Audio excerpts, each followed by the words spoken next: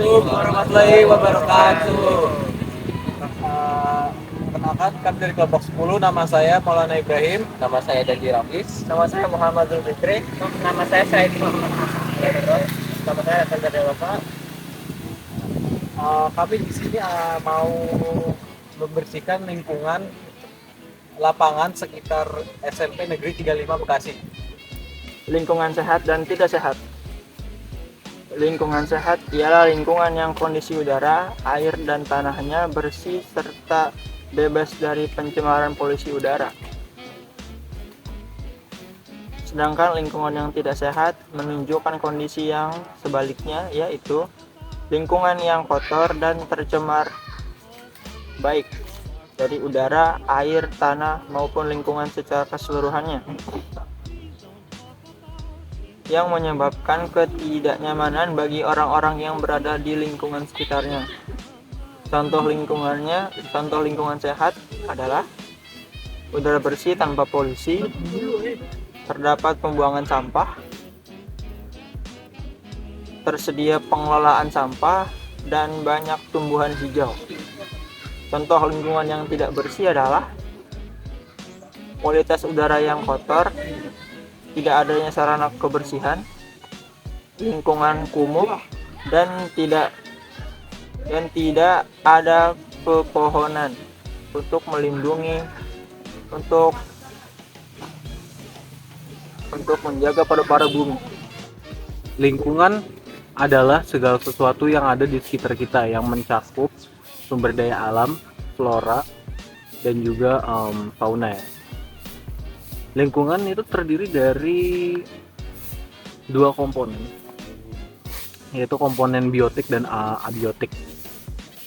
Komponen biotik itu terdiri dari makhluk yang bernyawa ya, kayak seperti hewan, manusia, dan lain sebagainya yang bernyawa. Dan ada juga tumbuhan dan juga mikroorganisme yang lainnya. Sedangkan kalau komponen abiotik itu terdiri dari sesuatu yang tidak hidup. Misalnya kayak udara, air, tanah, dan juga cahaya. Keduanya itu sangat-sangat penting dan keberadaannya mempengaruhi satu sama lain. Kita sebagai manusia itu harus menjaga lingkungan dengan baik agar bumi kita tidak rusak dan tercemari dengan hal-hal yang kotor gitu. Secara umum, pencemaran lingkungan terbagi menjadi 3, yaitu pencemaran tanah, pencemaran air, dan juga pencemaran udara. Oke, saya akan melanjutkan baca dari Ibra. Pencemaran air. Pernahkah Anda melihat sungai yang penuh dengan limbah dan hasil industri? Nah, berarti air sungai tersebut sudah tercemar oleh limbah. Yang dimana itu dari limbah pertanian, industri, makanya dia akan tercemar di air daerah tersebut.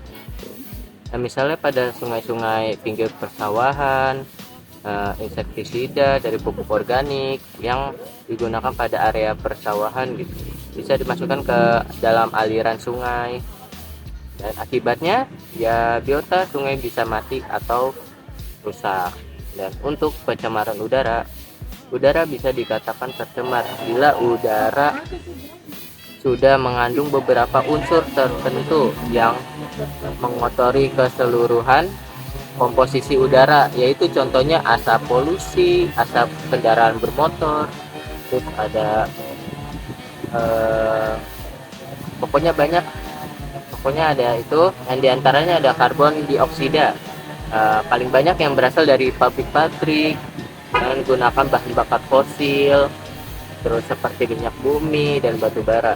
Dan jika karbon dioksida di udara meningkatkan jumlah, maka bisa menimbulkan efek rumah kaca atau sinar radiasi gelombang pendek.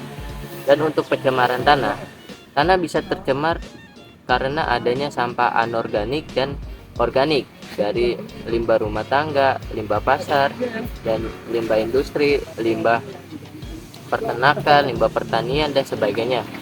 Pencemaran tanah bisa menimbulkan gangguan aktivitas pada kehidupan mikroorganisme yang hidup di dalam tanah. Yang aktivitas penyebabnya pencemaran lingkungan yaitu ada penggunaan kantong plastik secara masif, ada pembuangan sampah dan limbah deterjen ke sungai, terus ada penggunaan AC berlebih, ada pembuangan limbah elektronik tak sesuai aturan, dan pembakaran hutan. Oke, saya akan melanjutkan dari Dandi Hafiz. Jadi jenis sampah itu ada dua macam, yaitu sampah organik dan anorganik. Sampah organik itu sebenarnya berasal dari sayuran dan macam-macam lainnya, yaitu yang berasal dari bahan-bahan hayati.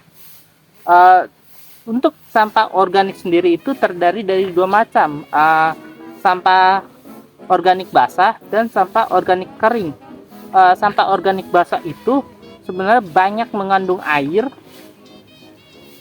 dan lama kelamaan jenis ini sering membuat bau tak sedap karena kandungan airnya membuat sampah membusuk.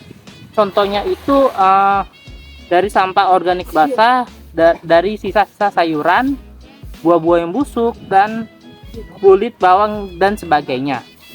Kedua, sampah organik kering. Sampah organik kering hanya mengandung sedikit air. Kebanyakan sampah organik kering sulit jika diolah kembali, sehingga lebih sering dibakar untuk memusnahkannya. Contohnya itu berupa kayu, pohon, dan daun-daun dan lain-lain semacamnya. Cara agar lingkungan tetap sehat itu ada 3, yaitu yang pertama, membersihkan lingkungan sekitar secara rutin dan sehingga lingkungan kita menjadi lebih bersih, lebih higienis, dan yang kedua itu kita membuang sampah pada tempatnya, tidak seperti pada selokan atau pada taman-taman. Lalu yang ketiga, kita juga harus menanam pohon sehingga lingkungan kita dapat mengurangi pemanasan global juga, lalu membuat polusi semakin berkurang.